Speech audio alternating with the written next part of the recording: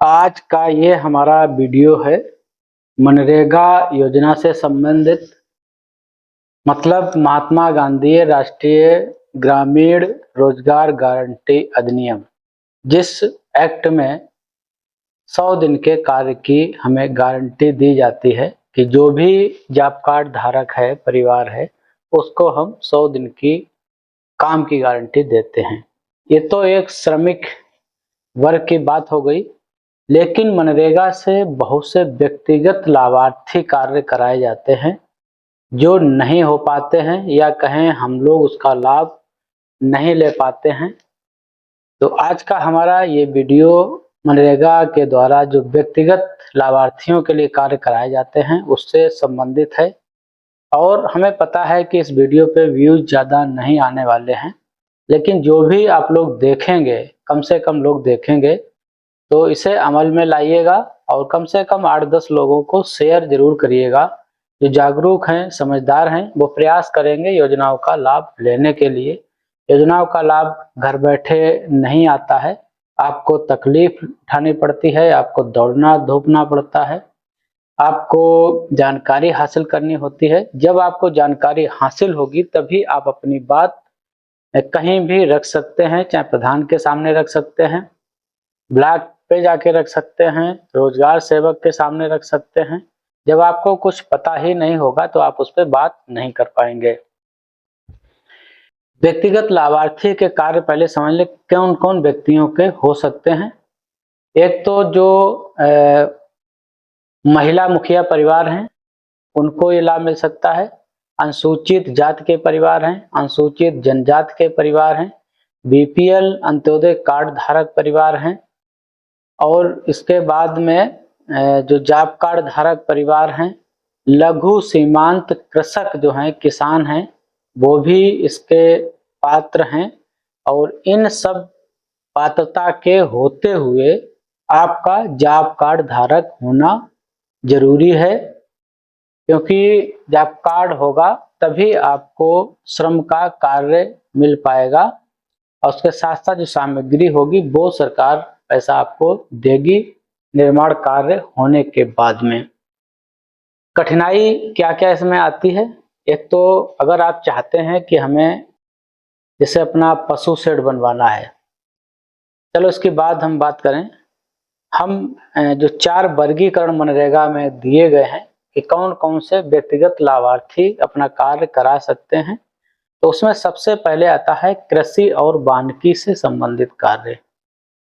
तो इसमें हम अपने खेतों की मेड़बंदी का काम करा सकते हैं।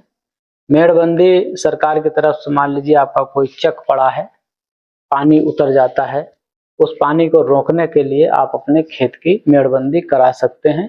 इस योजना के तहत में सिंचाई कूप बनाए जा सकते हैं। सिंचाई कूप उत्तर प्रदेश में तो कम मिलेंगे, जो पथरीली जमीन टाइप की है जहाँ पे पानी बहुत गहराई में है, वहाँ पे खेतों में सिंचाई का पानी इकट्ठा करने के लिए कूप बनाए जाते हैं, तो उसका काम आप करा सकते हैं। अपने खेत में तालाब बनवा सकते हैं अपने उपयोग के लिए। इस योजना के तहत में जैविक खाद गड्ढा आप बनवा सकते हैं। वृक्षारोपण करा सकते हैं। वृक्षारोपण में फलदार वृक्ष लगाने का कार्य आप इस योजना से कर सकते हैं। बागवानी का काम आप कर सकते हैं। सारी लागत आपको सरकार इसमें योजना के तहत देती है। और एक और आता है भूमि समतलीकरण। अगर आपके पास कोई ऐसी जमीन पट्टा की पड़ी हुई है या अपनी खुद की जमीन पड़ी हुई है जो बराबर नहीं है, जिस पे आप खेती नहीं कर सकते हैं, तो ऐसी जमीन का समतलीकरण का कार्य भी इस योजना से होता है। दूसरा पॉइंट आता है पशुपालन एवं डेयरी से संबंधित कार्य। गांव ग्रामीण क्षेत्र में बहुत सारे लोग पशुपालन से जुड़े काम करते हैं, डेयरी का काम करते हैं। तो इसमें सबसे पहले आता है बकरी शेड, गाय भैंस शेड। अगर आप बकरी पालन करते हैं, गाय भैंस का पालन करते हैं और उनके लिए छाया नहीं है अगर आपके पास और जगह है, तो आप इस पशु शेड बनवा सकते हैं योजना से। उसके बाद मुर्गी का, अगर मुर्गी पालन का काम करते हैं तभी उसका फार्म बनवा सकते हैं।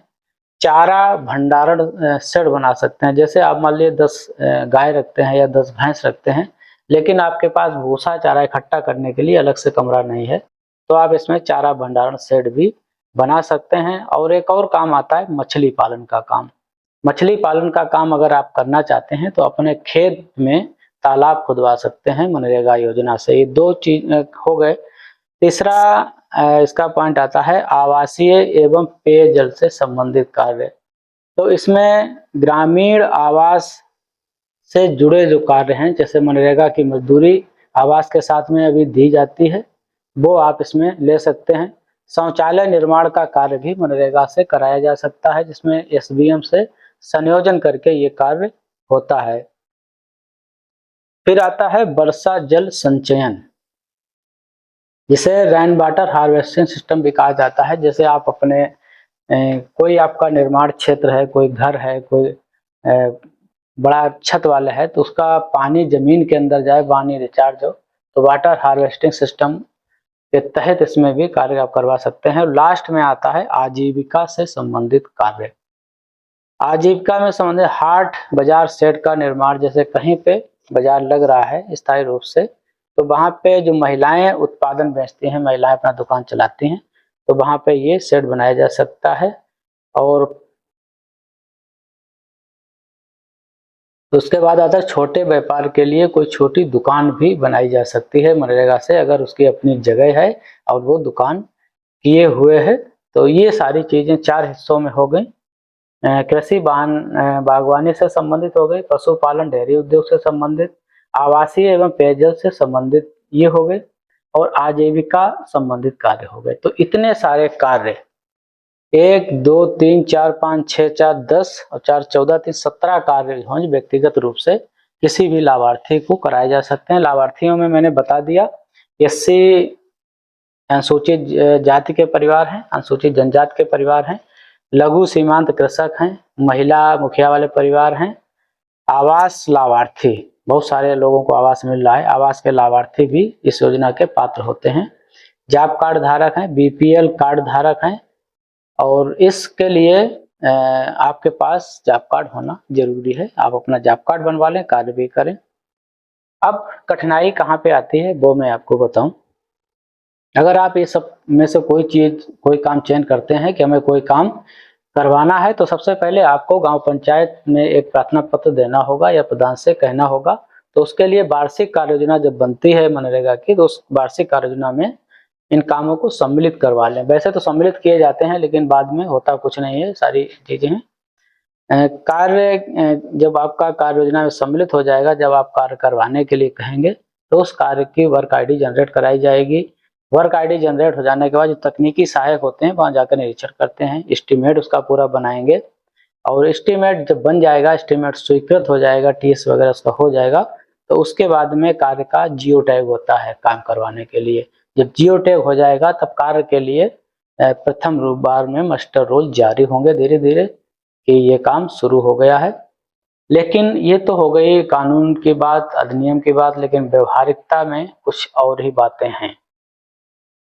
प्रधान लोग करवाना नहीं चाहते, उन्हें जानकारी नहीं है, कोई रिस्क लेना नहीं चाहता, पैसा पास से ही लगाना पड़ता है, क्योंकि मनरेगा में कोई भी दुकानदार पैसा सामग्री उधार नहीं देता है।